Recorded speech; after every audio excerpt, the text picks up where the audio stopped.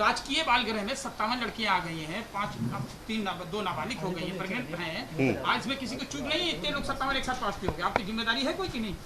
नहीं, जिम्मेदारी है, और जो वहाँ ड्यूटी पे हैं सबको उसकी जो वो किया जा रहा है, जो भी उसमें दोषी पाए उसके खिलाफ तो लिंक मिला नहीं है। कानपुर के समासनी गृह में ऐसी घटना सामने आई है जहां 58 महिलाएं कोरोना संक्रमित हैं और कुछ महिलाओं के गर्भवती होने की बात की जा रही है।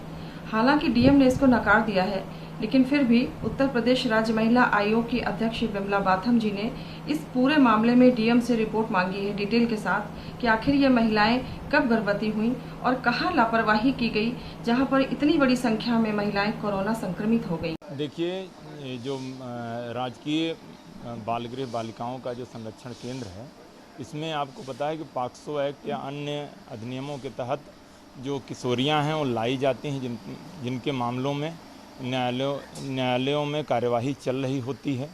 इन्हें संरक्षण के लिए रखा जाता है, जहां या तो ये अपने गार्जियन के घर जाना नहीं चाहते या उनके गार्जियन उन्हें साथ नहीं ले जाना चाहते, और जब तक ये वयस्क नहीं हो जाते तब तक यहाँ रहती हैं। यहाँ कोविड पॉजिटिव के मामले पाए गए हैं और इन मामलों के पाए जाने के पीछे के लिंक देखे जा रहे हैं, क्योंकि यहाँ कुछ ऐसी भी किशोरियाँ थीं जो यहाँ जब भेजी गई थीं उसके बाद वो प्रेग्नेंट थीं।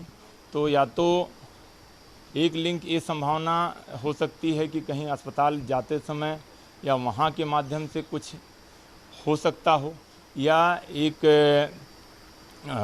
इनकी एक स्टाफ है जो बाहर से आती जाती रही हैं, जो उनके पॉजिटिव पाई गई हैं। एक लिंक वो हो सकता है। तो लिंक जो है अभी इस्टेब्लिश करने के प्रयास किए जा रहे हैं, मूल स्रोत क्या हो सकता है। लेकिन जहाँ तक यहाँ पर जो मामले उठाए जा रहे हैं कि इनका किसी तरह का शारीरिक शोषण हुआ है, बात पूरी तौर पर निराधार है, क्योंकि ऐसे मामले जो आते हैं CWC या न्यायालय के उसके माध्यम से आते हैं और इनको इन संरक्षण गृहों में रखा जाता है। जब आते हैं इनका मेडिकल परीक्षण भी कराया जाता है, और इसके बाद यदि जो प्रेग्नेंट भी रहती हैं किशोरियाँ, उनको समय समय पर उनकी NC भी कराई जाती है। और चूँकि अभी यहाँ वर्तमान में 7 मामले ऐसे हैं जहाँ गर्भवती किशोरियाँ हैं, जिनमें से 5 कोरोना संक्रमित पाई गई हैं और जिन्हें अलग अलग अस्पतालों में रखा गया है। नहीं, HIV जांच कोई सामान्य तरीके की जांच तो है नहीं। जब डॉक्टर लोग कहते हैं, गायकोलॉजिस्ट नियुक्त हैं, जब वो कहती हैं तो HIV परीक्षण कराया जाता है, और HIV कोई छुआछूत की बीमारी तो है नहीं। नहीं, जब जानकारी नहीं है तो किसी के साथ रखा जा सकता है। राजकीय बाल गृह में 57 लड़कियां आ गई हैं, 2 नाबालिग हो गई हैं, प्रेग्नेंट हैं। आज में किसी को चूक नहीं, इतने लोग 57 एक साथ पहुंचते हो गए। आपकी जिम्मेदारी है कोई कि नहीं? नहीं, जिम्मेदारी है, और जो वहाँ ड्यूटी पे हैं सबको उसकी जो वो किया जा रहा है, जो भी उसमें दोषी पाए उसके खिलाफ तो लिंक मिला नहीं है। लिंक मिले आप प्रोबेशन अधिकारी हैं, आप जाते हैं? निरीक्षण करने जाते हैं तो किसी को देख करके आप बता सकते हैं कि HIV पॉजिटिव है। कैपेसिटी से ज्यादा लोग कैसे थे कि आपने कोई इसकी रिपोर्ट भेजी शासन को? हमेशा रिपोर्ट भेजी गई है। हम लोगों ने रिक्वेस्ट किया है। नहीं, हम लोगों ने रिक्वेस्ट किया है, अब जो भी संसाधन उपलब्ध उसमें कार्रवाई की जाती है।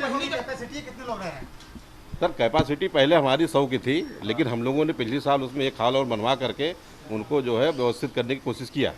कितने लोग हैं? 171 थी वर्तमान। आप मानते हैं ओवर स्टाफ था कोविड में? आप ये बात एडमिट करते हैं कि ओवर स्टाफ था वहाँ पर, और ओवर जो कैपेसिटी थी उससे ज़्यादा लोग थे, ये एडमिट करते हैं आप? नहीं, मतलब क्षमता से थोड़ा ज़्यादा तो है ही है। अच्छा, पहले जब पॉजिटिव है तो उसके बाद आपको इकट्ठा सबकी एक साथ जांच करनी चाहिए ना? पहले 33, फिर 16, फिर 8। ये पहले दिन क्यों नहीं? नहीं, ऐसा नहीं, ऐसा नहीं है। पहले दिन ही फर्स्ट फेज में सील करा जाता तो इतने वो जो स्थितियां अब है ये ना होती। 15 तारीख को पहला केस सामने आया है, 15 को ही 145 लोगों का टेस्ट लिया गया और 16 को 25 लोगों का लिया गया, और जैसे ही रिपोर्टें आई हैं सबको क्वारंटाइन करा दिया गया।